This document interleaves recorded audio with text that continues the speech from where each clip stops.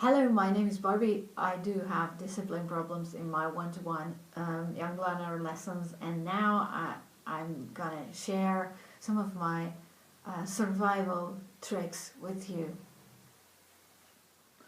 Well, first, what are my discipline problems? One, my students get distracted physically. They go around and touch things and bring things here.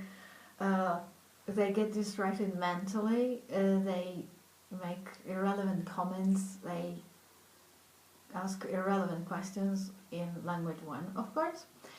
And the third one, sometimes they just downright tell me they don't want to do this, they want to do something else, they want to color a coloring book, or they want to blow balloons, or they are hungry.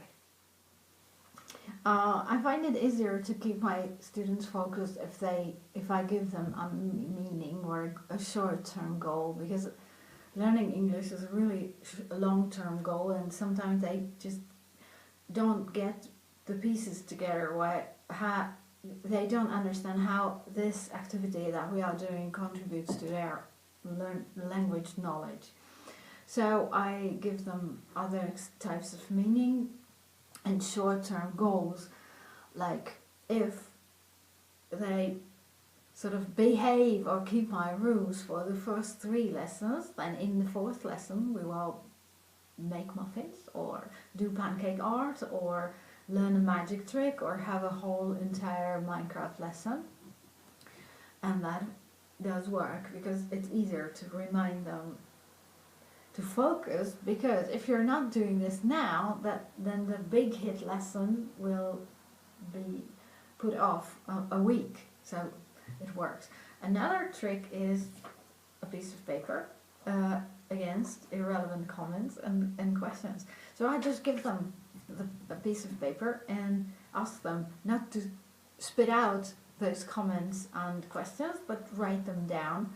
At the end of the lesson, we read them, have a good laugh, and utilize them in the next lesson and use them to learn English somehow. Now, another trick is using video game terminology for everything. So if you might have heard it from Shelley Terrell, that don't call it homework, call it a mission. So I always have a mission for them, I always have levels to unlock, and then they are much more ready to work, and if they work they can focus and they don't get distracted and want to throw things. Then there are the ones who downright tell you in your face that they want to do this, they don't want to do this, it's too hard, it's too complicated, they don't know that, they are tired, they everything. Then what I do is either I use an alternative task, or if there is no alternative and I really want to do that, I break it down into the smallest possible steps. But the small steps are like sit down. Okay, you have sat down. Grab a pencil. All right, very good.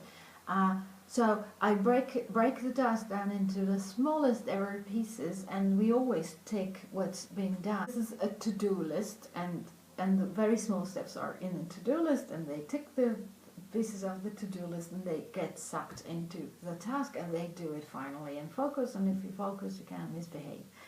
Okay, and another thing that I always share the lesson plan with them in the form of a to-do list. So we are going to do this and this and this and this and that.